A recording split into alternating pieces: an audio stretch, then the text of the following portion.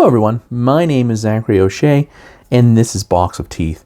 Every October for the last few years, I've shared a homebrewed monster a day for Dungeons & Dragons 5th edition, and this October is no different. So here is your monster day for October 29th, 2023.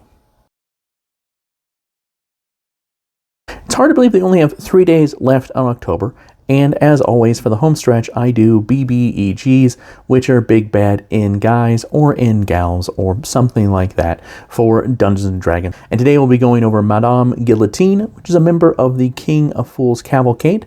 They are a group of demons I've dabbled with and worked on for the last few years that definitely have a circus, carnival, jester sort of feel to them, but as opposed to the usual presentation where they're all about chaos and destruction and madness, this group specifically supports tyranny and iron rule from behind bright smiles and caked on makeup. So let's go ahead and jump into this Big Bad End Gal now. In her true form, Madame Guillotine's skin is a perfect porcelain hue with perpetually blushed cheeks, shadowed eyes, and ruby lips. Then again, her eyes are those of a goat, and behind those lips are needly teeth. Tiny horns peek from her golden curls, as well as bat wings where her ears should be.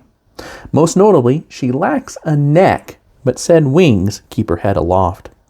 She always dresses in the latest fashion, with an affinity for ruffles that incorporates a wide one around her collar. Likewise, she ensures that her skirt is voluminous enough to accommodate her whip-like tail and taloned feet. When engaged in combat, her dainty fingers extend into foot-long vorpal claws. As a valued member of the King of Fools Cavalcade, Madame Guillotine has supported tyrannical regimes throughout mortal history.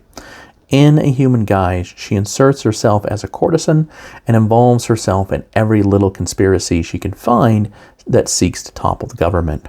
She always takes a role of a concerned noblewoman with a soft heart for the plight of the oppressed, all the while directing the other devils in the cavalcade where to go to squash the rebellions she discovers. If the revolt grows too powerful to quietly smother, Madame Guillotine redirects that righteous rage back towards its heroes. She expertly assassinates them in public consciousness, and if need be, magically brands her target as moral criminals. Let's go ahead and take a look at Madame Guillotine's statistics for Dungeons & Dragons 5th edition. She is a CR 20 devil, so she is really tough with a pretty high armor class, decent hit points, and a speed of 50 feet. She has a plethora of skills, some good saving throws, damage immunity to fire, poison, and psychic damage, as well as condition immunities. She has the acrobatic ability, which means she can move through occupied spaces without provoking opportunity attacks, as well as freedom of movement, so she can move through difficult terrain without any sort of problem. She also has magic resistance and magic weapons. She has a special ability called Heads Will Roll, which means whenever she decapitates a creature with a claw attack, she may use her bonus action to move half her speed and make a claw attack with advantage. I'll go over how that works here pretty much right now.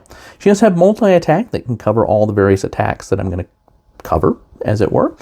She has Claw, which is, a pretty nasty claw attack, but also has the vorpal quality, so if she rolls a 20, off comes something's head. If it can't survive without a head, then it dies.